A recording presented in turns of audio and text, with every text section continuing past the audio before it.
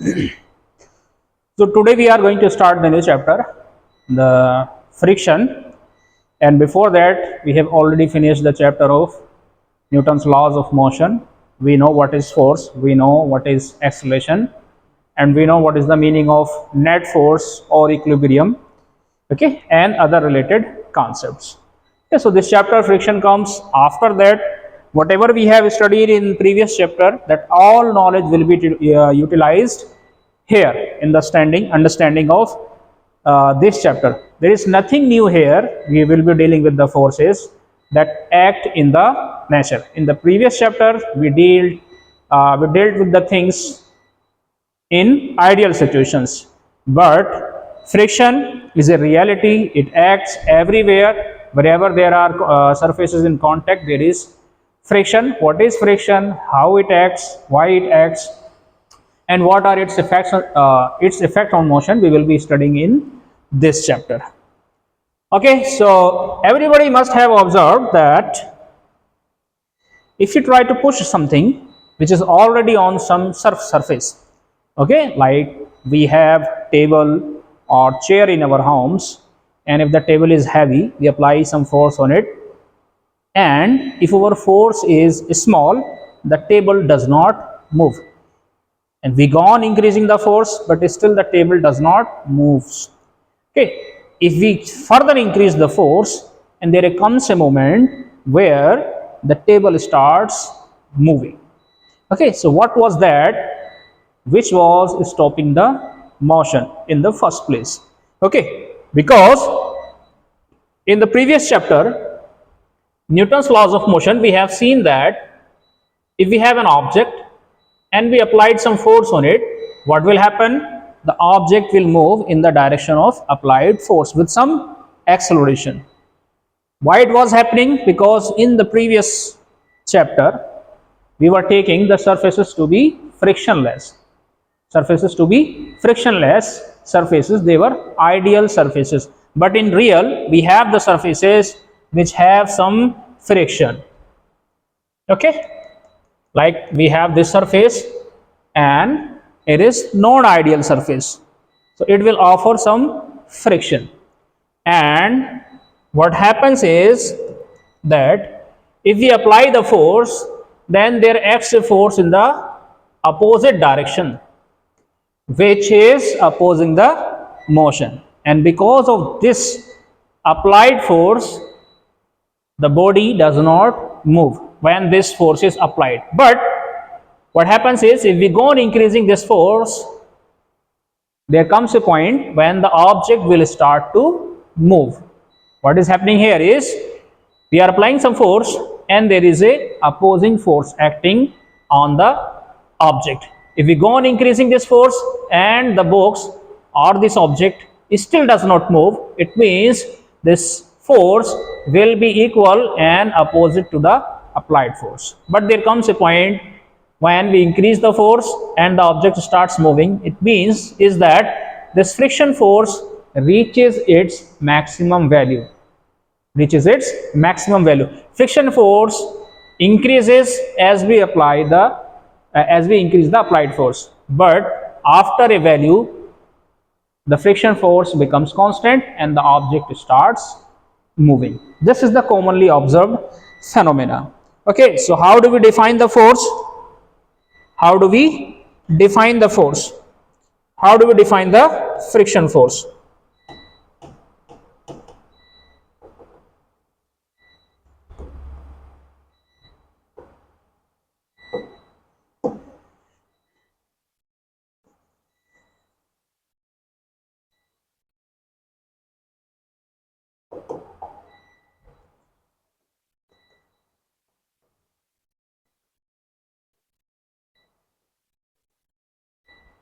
Okay, so it comes into picture when there is some relative motion between the surfaces, or when a surface slides over or tends to slide over other surface. When we slide or tend to slide one surface over the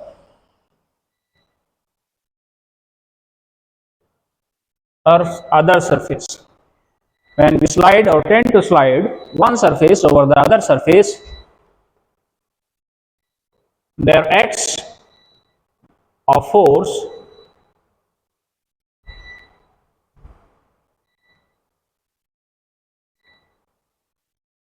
which opposes the impending motion. Which opposes the impending motion means the motion which is just about to happen. The motion that is just about to happen, and the friction force opposes that impending motion.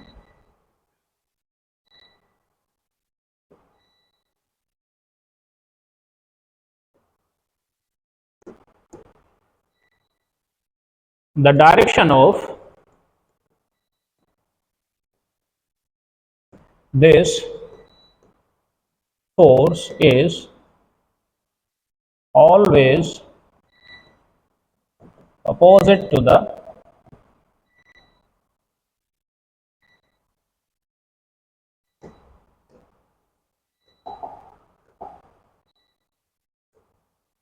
always opposite to the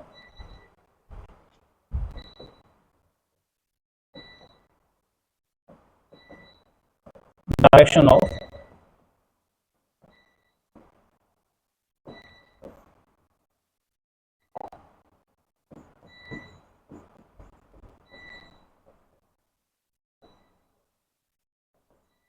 impending motion. Okay, so that is the definition of friction. We will be going in details in different situations.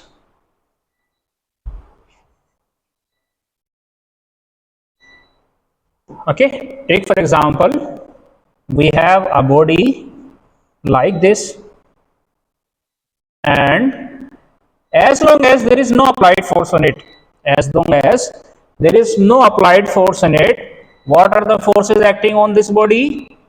Okay, we have already seen in this chapter, which was Newton's laws of motion. One force, the force of gravity or the weight of the body, that will be acting downward. Everybody knows that. How do we write it this? Mg acting in the downward direction, and we have a force acting in the downward direction. Still the object is not moving or is at rest. It means the net force on the body will be 0. And we have this force. This implies that there should be a force opposite to this force and equal in magnitude, and this force we call as the normal reaction. We already know that. We have made FBDs in the last chapter, which was Newton's laws of motion. But now what we are doing is we are applying a force so that the box can be moved. Then, due to the type of surface, and since the surface is such that it will apply some friction, there will be a friction force acting on the body in the opposite direction.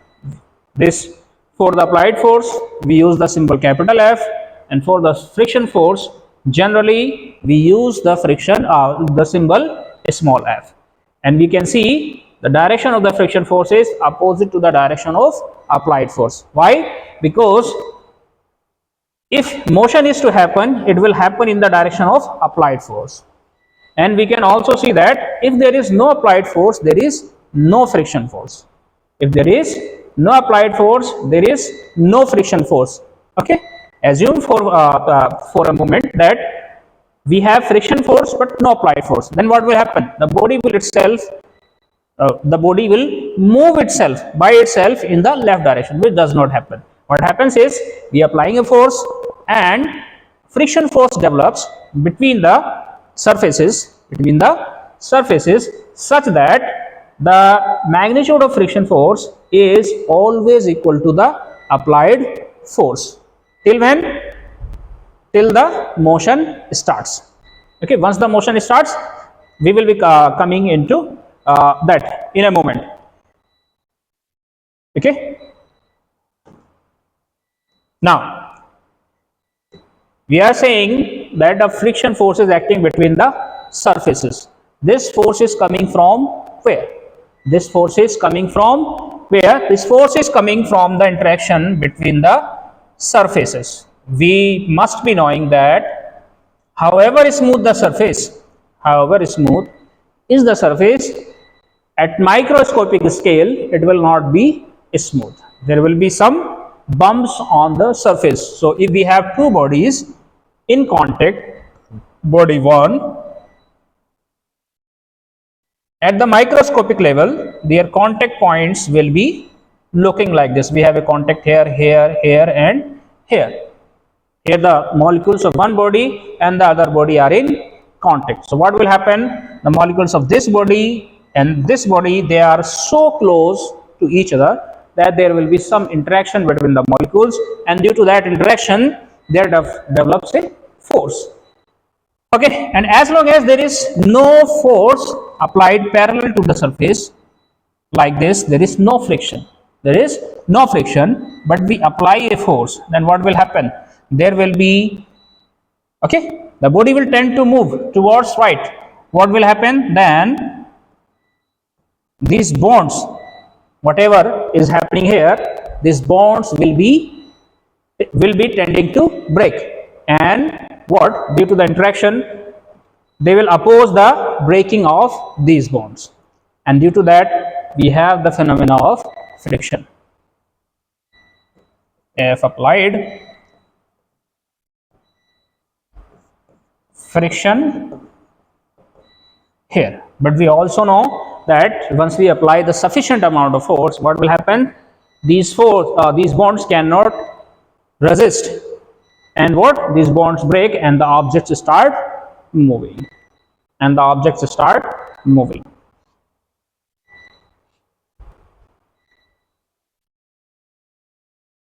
Okay, to better understand this, let us go into details. Okay, we do some kind of experimental observation, and based on the observation we see how the friction force changes with the applied force when it reaches the maximum value, and what happens when the object comes into motion. Okay, take a simple experimental setup.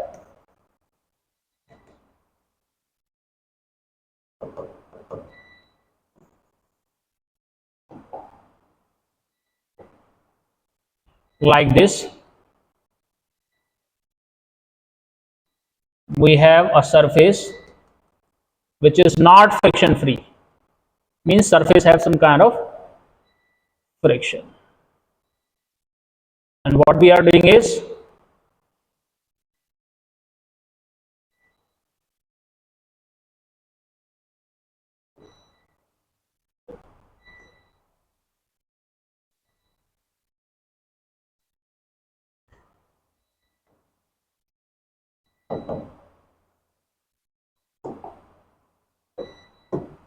okay, so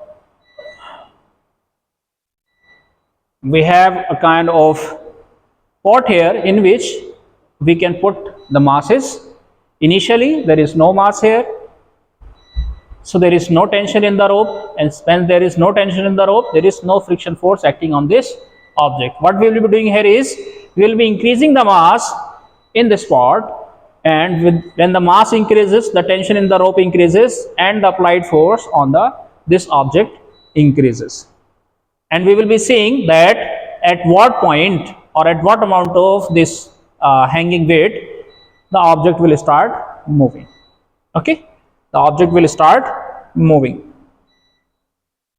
We know initially when the hanging mass is zero, there is no tension, so there is no friction force. But as the hanging mass is increased, the friction force starts acting. The friction force start acting, and if we go on increasing the mass, the tension will increase, and consequently the friction force will also increase, and there will come a amount of mass for which the tension or the applied force becomes sufficient and the body starts moving. Okay, so write down few things about this experiment.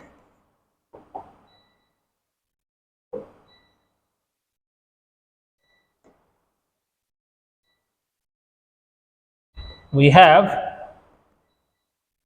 variable mass. Variable mass, we can increase or decrease the mass, and accordingly the tension in the rope will change. We have this surface, friction is present. You see, in the previous chapter we saw that all the surfaces we took, they were ideal surfaces, there was no friction at the surface. But here the surfaces are such that they are real, and in real surfaces the friction is always present.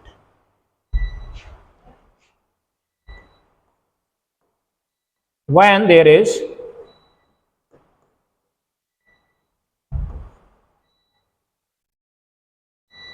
no hanging mass, the tension in the rope is 0. Tension in the rope is 0. So the friction is also 0. Why friction is 0? There is no applied force, so there is no friction force. Okay, friction force cannot exist without the applied force. If the friction force was to exist without the applied force, without applying, the object will move towards the right direction. That does not happen.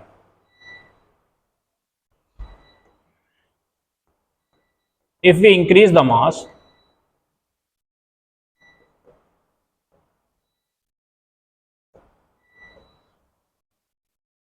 hanging mass, what happens? The tension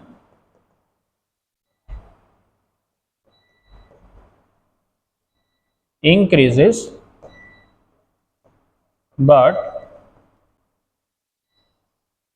body does not move. Why it does not move? Because friction force is opposing the impending motion. Does not move because the friction force is opposing the motion. What will be the force equation here? Friction force will be equals to T. The magnitude of friction force is equal to the tension which is in the rope.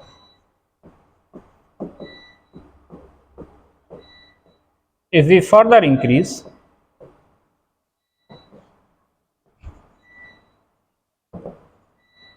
the hanging mass, there comes a point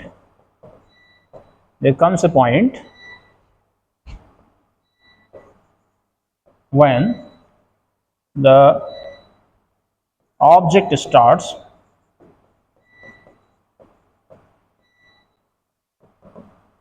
moving. When the object starts moving, what is the meaning of this? The meaning is that we are continuously increasing the tension force, and the friction force is adjusting itself according to the tension force. But there comes a point when the friction force cannot adjust anymore, it reaches its maximum value, and after that point, what? The tension becomes larger than the maximum value of friction force, and the object starts moving. Comes a point when the object starts moving. This happens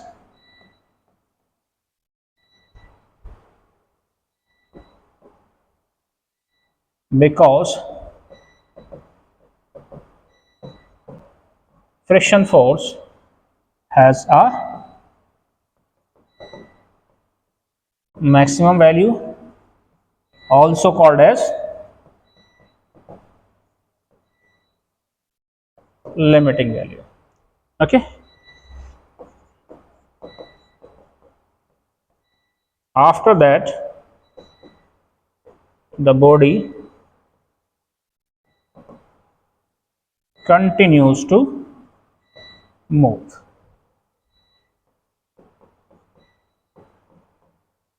with some acceleration. And once the body starts to move, it moves with some acceleration. Okay, and keep in mind that once the body starts moving, it does not mean the friction becomes zero. Okay, it does not mean that the friction becomes zero.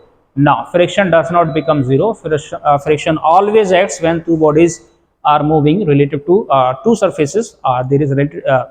When there is relative motion between the two surfaces, friction force is always present. What happens is that once the motion starts, the value of the friction is less than the limiting friction. Okay, after that the body continues to move with some acceleration. Once the body starts to move,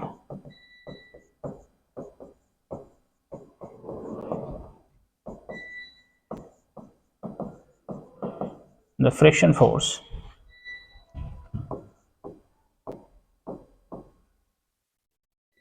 becomes constant and less than the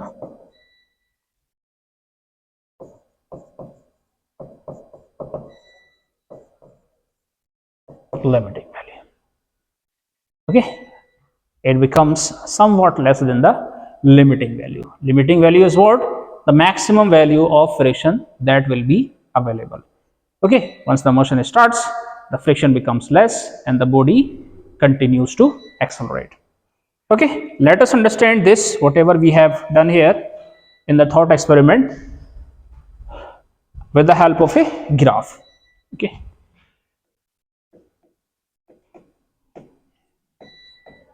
graph of friction. Graph of friction is what we take: horizontal axis is our T, or applied force. We can represent the applied force by the capital F also. That is our applied force, and on the vertical axis we are taking the friction force that is acting between the two surfaces.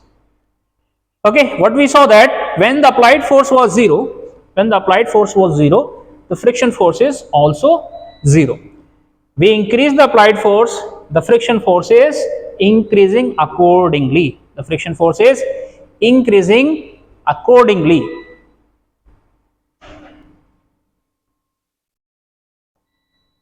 What?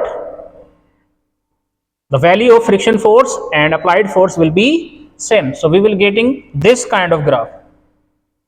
We will be getting this kind of graph, the straight line between friction force and the applied force. We increase the applied force, friction force increases, and at some point what happens? It reaches the maximum value. It reaches the maximum value, and if we increase the force beyond this value, what will happen? The motion will start.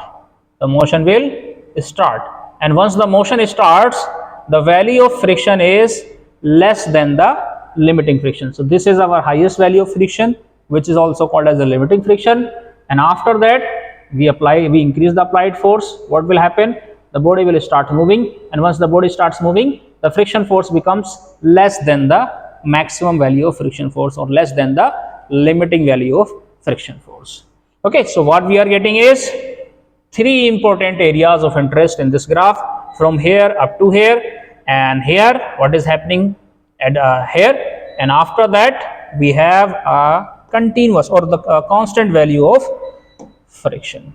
Okay, so this is our region stationary, when the object is stationary, and here we have motion.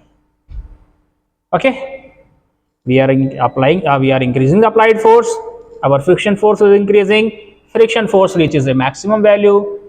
We denote this maximum value as F max. Okay, in this region, object is stationary, so this is the region of static friction or stationary friction. And after that, once the body comes into motion, what the static friction is gone, and new kind of friction acts, which is called as the kinetic friction. And we can see that the value of this friction is constant, not zero. Friction force does not become zero once the object is in motion. Friction force acts, but its value is less than that of the limiting friction. Okay, we call this as Fs, or we call this as Fk.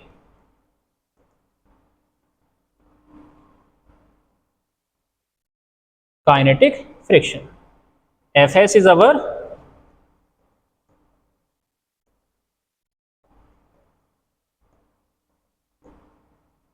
static friction, and here what we have is, at this point,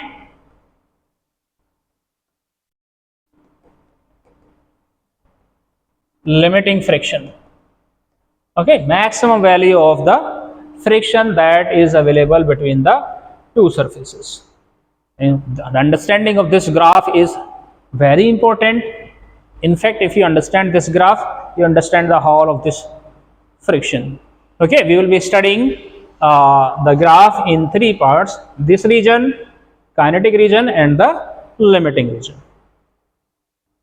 Okay, let's put the heading as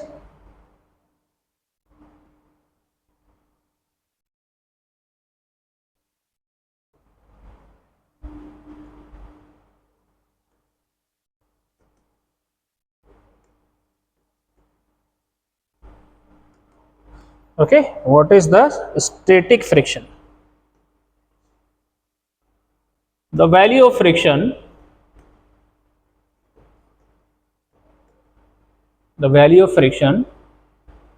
until the body is not moving.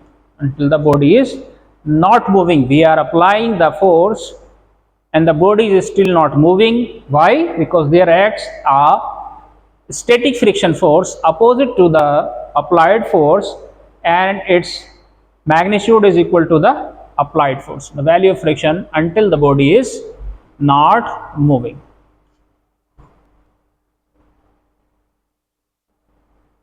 The static friction is, next point, the static friction is a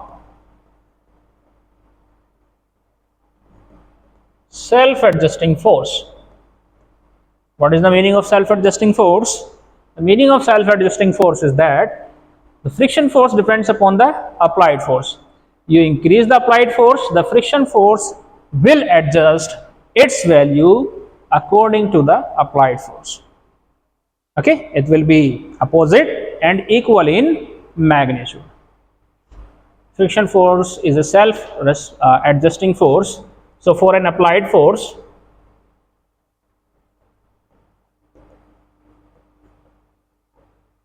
how much, if F is our applied force, the static friction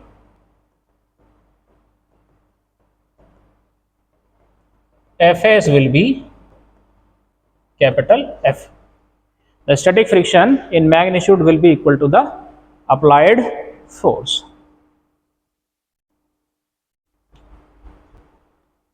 Okay, next we have is the limiting friction.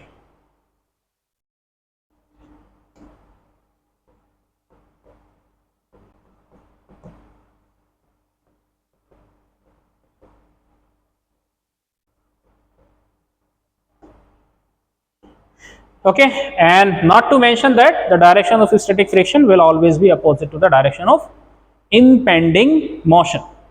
If the motion is about to happen in the right direction, the static friction will be in the left direction. If the motion is about to have about to be in the left direction, the motion will be towards right.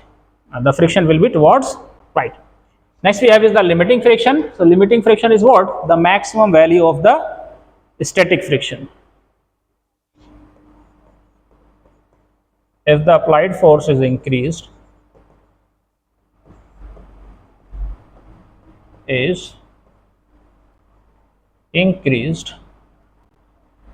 above a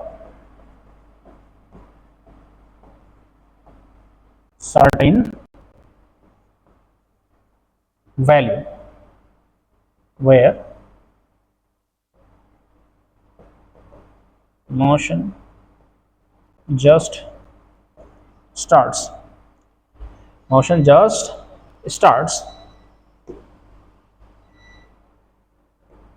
or the static friction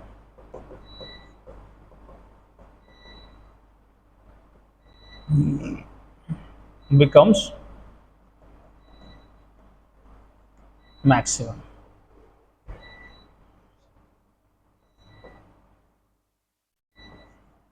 Such friction force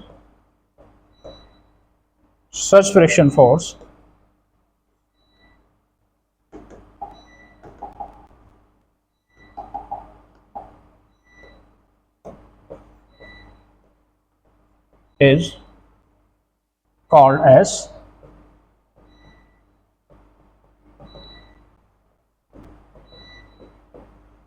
limiting friction. Okay, what is limiting friction? If the applied force is increased, there comes a point when the motion starts, and the static friction that is acting at that point will be called as the limiting friction. That is the maximum value of limiting friction.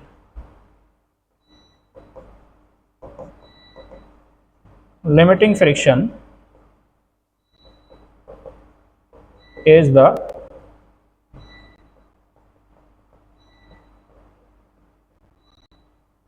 maximum value of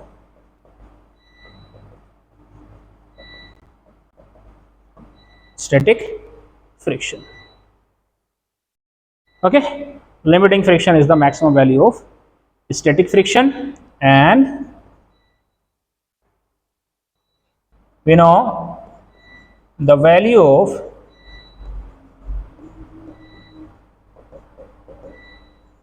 limiting friction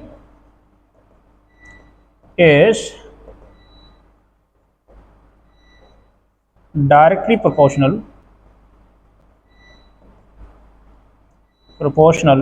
to the normal reaction.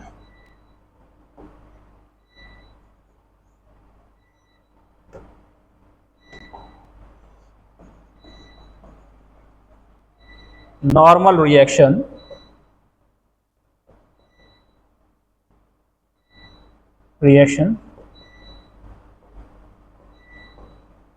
at the surface, which means is that F max is directly proportional to N. We already know from our previous chapter what is N. N is the normal reaction that is acting at the surface, and we write it like this: F max equals mu times N, mu S. Okay, mu S is what? It is a constant depending on the surfaces, depending on the quality of surfaces. It is a constant. F, the maximum value of friction or the limiting friction, is equals to mu S times